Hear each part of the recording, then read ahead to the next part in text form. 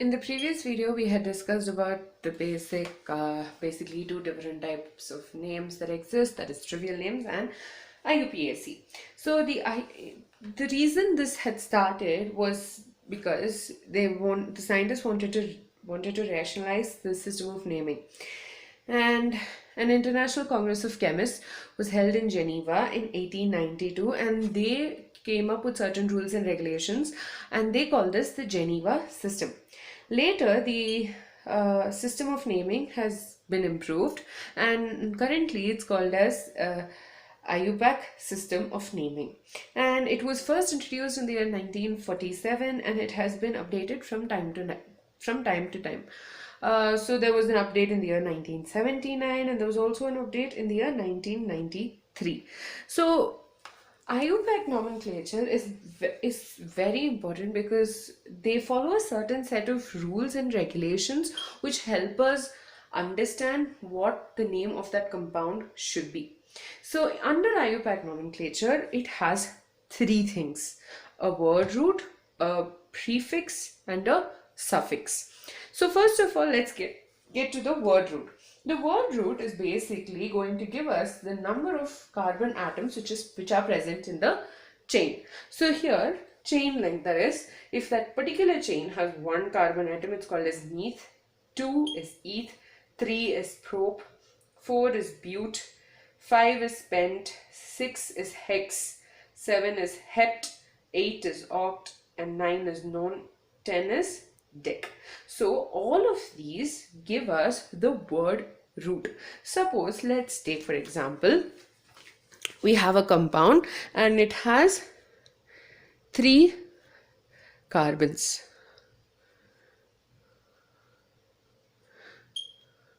So its word root would be prop. Okay, and I will tell you how to order them and stuff, but for you to understand, for now, just remember the word root will give us the number of carbon atoms. Okay, the next one is the suffix. Now, the suffix, there are two types of suffixes, and here you have a primary suffix and a secondary suffix. A primary suffix is the one which indicates the nature of linkages in the carbon chain. For example, if the chain only has single bonds, it will have ane as its suffix. If it has double bonds, it will have ene, and if it has triple bonds, it has wine. So here, let's take for example, you have this is a single bonded chain. Yes, I'm not including the hydrogens, but this is a single bonded chain. So, okay, one second. So it's a single bonded chain, and which means it only has single bonds between the carbon atoms. So the suffix, the primary suffix will be ane. Now assume we are adding a double bond between these two carbon atoms. Then the primary suffix will become ene. Okay, and when you have a triple bond, it will become wine. Okay, so apart from that, the words di, tri, and tetra will denote the number of double and triple bonds. Suppose our compound has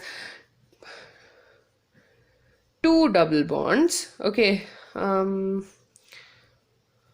so this compound has 2 double bonds, right? So it will be denoted as a diene. So it will be called a diene.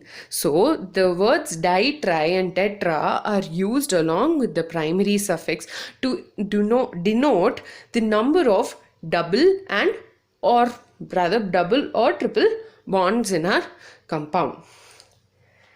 Next, you have something called a secondary suffix. The secondary suffix is going to give us the information, or rather, it will give us the information about the presence of a functional group.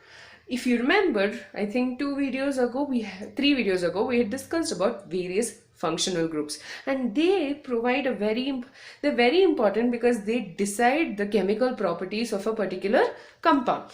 So a secondary suffix will give us the information about the presence of a functional group. So you have an OH, all, CHO, that is OH is an alcohol, so ON. CHO is an aldehyde, so AL. Ketone, here you have two alkyl groups, so CO, this is called a ketone, and its secondary suffix, or rather it's denoted as ON. COOH, of course, oic acid. COOR, this is an ester, so alkyl OH. So this, whatever this will be, this R group will come in that blank. COOCl is an acid chloride, so it is called as acyl chloride. NH2 is an amine, so it is denoted as amine. CONH2 is an amide, so it is denoted as an amide.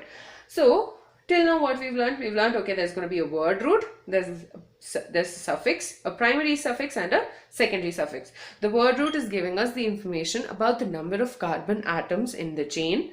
The primary suffix is giving us the information about single bonds, double bonds, triple bonds, basically the nature of bonds between the carbon atoms.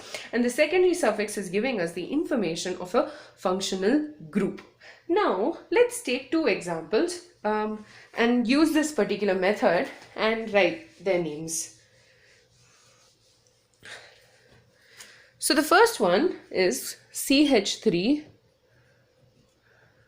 CH2, CH2, OH. Okay, now let's look at the compound. You have, first we need to write the word root. So the word root is basically going to be the chain length, right? So the number of carbons in this particular compound is 1, 2, and 3. So you have 3 carbon atoms. So the word root is prop. Right. Next, we need to write the primary and the secondary suffix. So primary suffix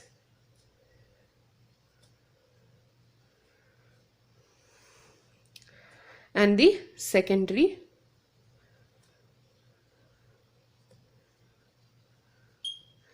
okay. So the primary suffix is going to denote if there are double or triple bonds in the carbon chain, and if there are none, our primary suffix becomes "-ane". So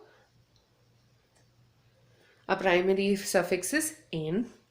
Secondary suffix, on the other hand, we know that there is an alcohol group over here, so it is OL. So the name of this compound is prop plus prop in all, or propanol. Now the reason we've removed this E is because our secondary suffix has an O. So if there is a vowel over here, that is A, E, I, O or U in this particular part, or rather in our secondary suffix, this E has to be removed. Next, we're doing another one.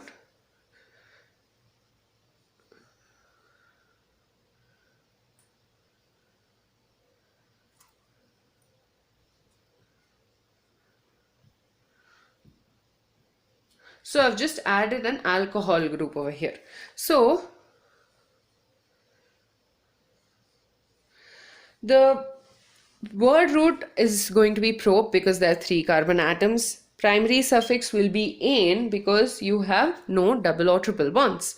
Now the secondary suffix will change. This is because you have 2 alcohol groups over here, which means it becomes a diol. So this changes to, from OL, we need to show that there are 2 alcoholic groups, and for that we are using the word DI. Same applies. So in case of primary suffix, I told you, right, if you have 2 or 3 double bonds or whatever, then you need to add di, tri and tetra. Similarly over here as well, for the secondary suffix, if you have more than one functional, or rather more than one, the same functional group but in more than one places, then you'll need to add the letter, the words, di, tri, or tetra. So since there are two alcohol groups over here, it is diol. So propane diol. Propane diol, or is written as propane 1,2-diol. Now the reason I'm writing 1, 2, we will discuss in when we are talking about numbering and prioritizing and stuff. But now you just need to understand that there's a suffix and a word root. Next, let's talk about the prefix. So prefix is basically present, and as its name suggests, they are going to be before, and this is used because there are various groups which might not be regarded as a functional group, and in that case we'll be denoting them in the form of a prefix. And these are also denoted as side chains or substituents, because they're not going to be a part of our main functional group. So you have two types of prefixes. One is alkyl group, and the second is going to be the functional groups, which are not the principal functional group. So first of all, the alkyl group. The alkyl groups, basically their names, the IUPAC names for these, come from their word root. So suppose you have a methane, okay, and you remove one of the hydrogens so that it attaches itself to the main chain, then it is denoted as methyl.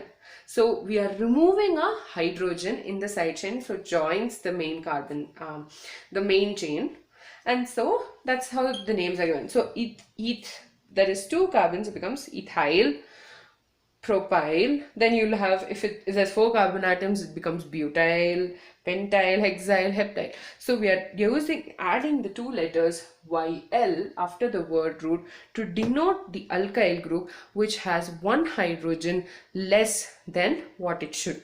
Okay, and that basically, that hydrogen is removed because that particular atom has to bind to the main carbon chain.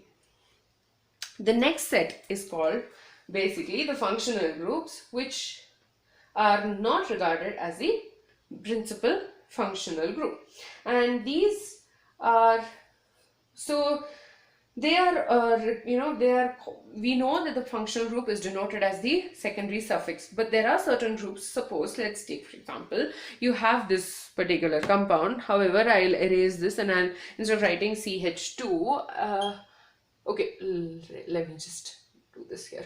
Suppose I have a chlorine along with it. You can't denote it again down there. So for groups which are not regarded the principal functional group, we will be adding them in the form of a prefix. So for fluorine, F, it's fluoro, chlorine is chloro, bromine is bromo, iodine is iodo, amino, and then you have NO2 is nitro, OCH3 is methoxy, OC2H5 is ethoxy, OH is hydroxo. Now there is a reason that you have this over here. When we learn about organic compounds which have more than one functional group, there is an order by which they are assigned priority, and one of them will become the principal functional group, and the name will have, they will be in the form of secondary suffix, and whereas the other groups which are present will be as a prefix. So they'll be in the form of secondary suffix. I don't know what I said, but yeah, they'll be in the form of a secondary suffix, and the others will be in the form of a prefix. So basically, in our organic compounds, we will be denoting them by the following way.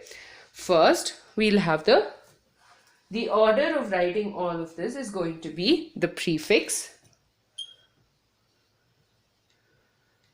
Then we will be writing in the word root, that will give us the number of carbon atoms. Then you have the primary suffix,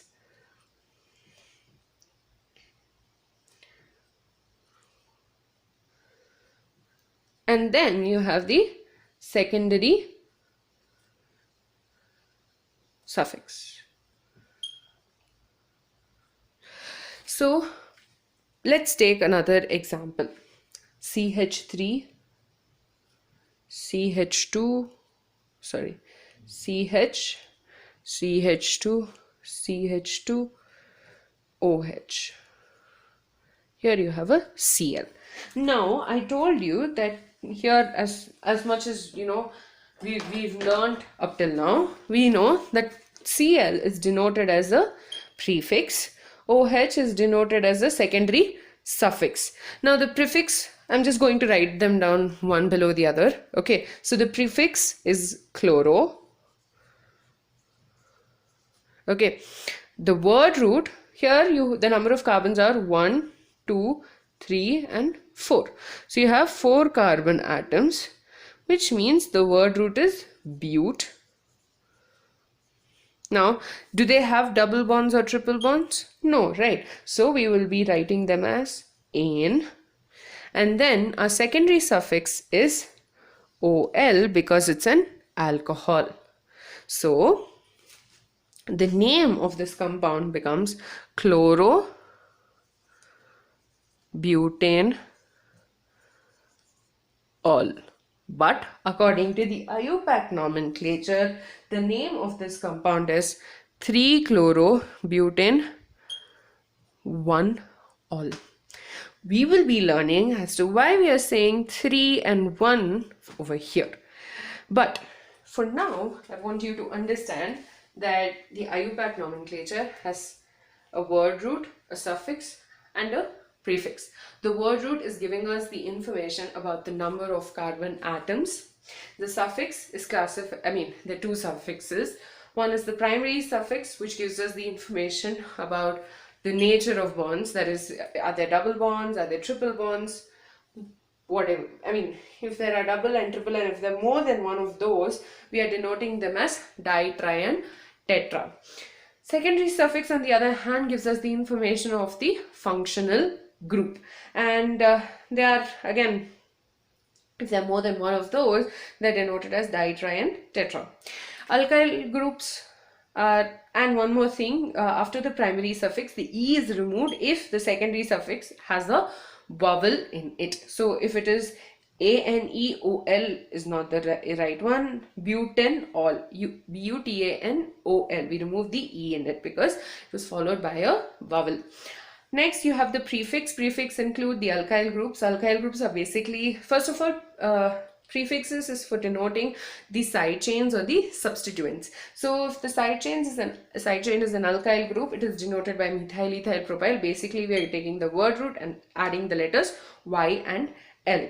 Then you have functional groups which are not the principal functional group, and these are again denoted by a prefix only. So with that, we're done with the basic understanding about the IUPAC nomenclature. In the next video, we will be continuing with the IUPAC nomenclature and we'll be discussing about the various substituents which are present. So do check it out.